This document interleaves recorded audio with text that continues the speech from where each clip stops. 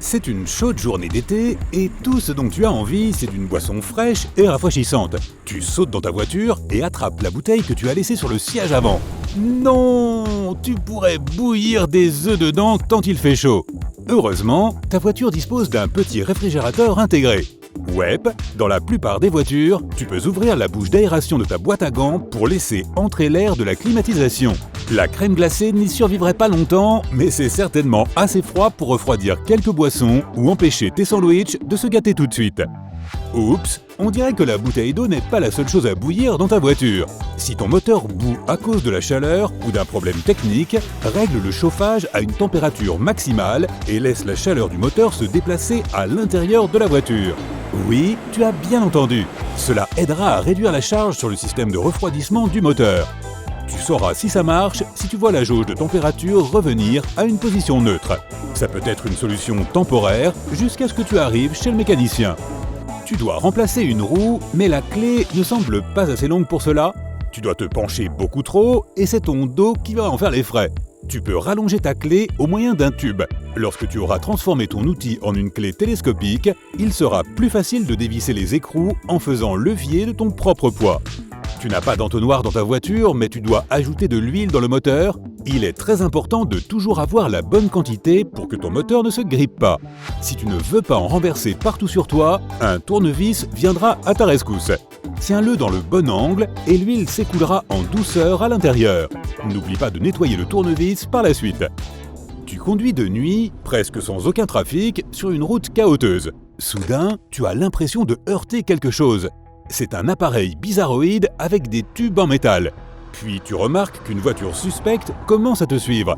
Fais attention, leur plan est de te suivre jusqu'à ce que tu t'arrêtes, ce qui ne va pas tarder. S'ils avaient percé le pneu avec un vieux clou, le trou se serait refermé et tu aurais pu faire un long trajet avec. Mais ce tube métallique permet à l'air de quitter le pneu très rapidement. Et c'est là tout l'intérêt. Une fois que tu seras sorti de ton véhicule pour régler le problème, ces crapules pourraient faire mine de te proposer de l'aide pour mieux tenter de voler ta voiture. S'il y a une fuite d'air dans ton pneu et que tu n'as pas de kit de réparation approprié dans ton coffre, n'enlève pas la roue arrière. Tu peux utiliser une vis pour colmater la fuite comme ceci. Cela durera le peu de temps nécessaire pour te diriger vers le garage le plus proche. Ne gare jamais ton véhicule sous des arbres en fleurs. Et non, ce n'est pas seulement parce que les oiseaux qui y vivent pourraient te laisser plein de surprises sur ton pare-brise. En été, de nombreux arbres produisent du suc, de la résine et des graines collantes, des fruits et autres baies qui peuvent atterrir directement sur ta voiture. Cette substance peut progressivement endommager la peinture et le vernis de revêtement. Si tu n'as pas l'occasion de laver ta voiture pendant un certain temps, la tâche restera. Tu peux utiliser une solution de savon ou des liquides spéciaux pour la laver si cela se produit. Il suffit de mélanger du savon et de l'eau dans un flacon pulvérisateur et de lui donner un bon nettoyage. Cette solution fonctionnera aussi très bien s'il y a des insectes écrasés sur ta voiture. Lorsque tu nettoies, veille à ne pas appuyer trop fort pour ne pas endommager le revêtement. C'est l'heure des confidences. Tu fais partie de ces gens qui préfèrent économiser en utilisant de l'eau ordinaire plutôt que de l'antigel tant qu'il ne fait pas encore trop froid? Eh bien, tu dois savoir que lorsque le froid arrive pour de bon, le réservoir de ta voiture peut se déformer ou même se fissurer. Certains automobilistes utilisent de l'antigel lorsque la température descend en dessous de zéro pendant la nuit. Mais pendant la journée, lorsque la température est supérieure à zéro, le liquide commence à sentir mauvais. Voici donc une solution. Mélange une mesure d'antigel avec une demi-mesure d'eau distillée. Et voilà, maintenant, tu utiliseras juste assez d'antigel et cela n'endommagera pas le réservoir. Je suis sûr que tu prends bien soin de ta voiture et que tu en nettoies les vitres. Mais as-tu déjà nettoyé les joints en caoutchouc de tes fenêtres? Même si la voiture est propre, cette moulure est un aimant à poussière. Et lorsque cette poussière s'échappe, elle raye la vitre comme du papier de verre. Au bout d'un moment, elle peut même laisser des rayures profondes sur ton pare-brise dont tu ne pourras pas te débarrasser. Alors mieux vaut prévenir que guérir. Remonte complètement les fenêtres. Essuie la poussière que tu peux voir avec un chiffon en microfibre. Mets un peu de shampoing pour voiture sur la moulure, fais-le pénétrer à l'aide d'une brosse à dents, puis essuie-le avec une serviette en microfibre humide. Tu ne veux pas qu'un résidu reste derrière la fenêtre ou la moulure. Regarde si c'est assez propre et recommence si nécessaire. Tu peux aussi t'attarder sur les garnitures intérieures en caoutchouc et en prendre soin.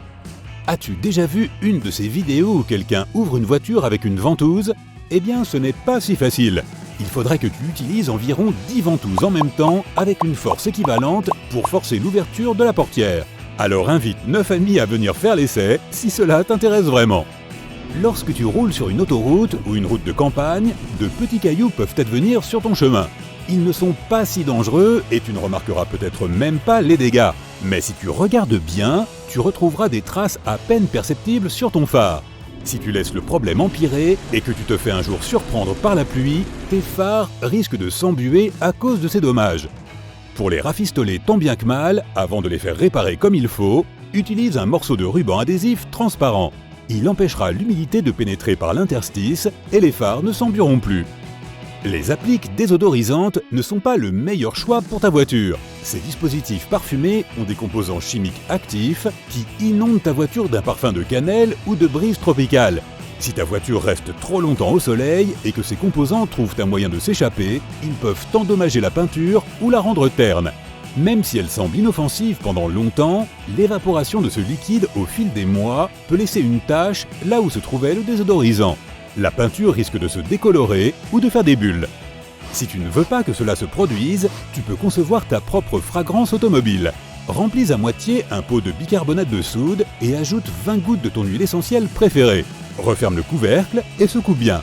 Retire le couvercle du bocal et serre-t'en pour tracer un cercle sur du carton. Découpe le cercle et perce des trous dans le carton au moyen d'un petit clou. Recouvre maintenant le bocal avec ce couvercle en carton et fixe-le bien. Pour garder ta voiture fraîche, tu peux conserver ce désodorisant fait maison dans ton porte-gobelet ou sous ton siège. Si tu es coincé dans la boue, le sable ou la neige, ne panique pas. Cette règle fonctionne en fait dans de nombreuses situations.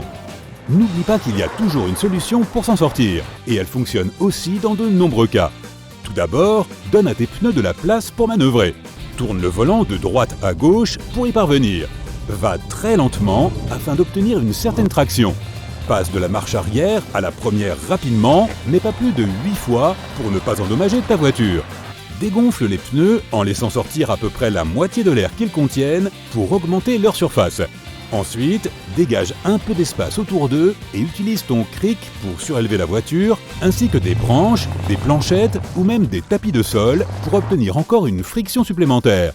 Quand tu seras enfin sorti d'affaire, n'oublie pas de regonfler tes pneus et de conduire lentement au début pour enlever l'excès de boue.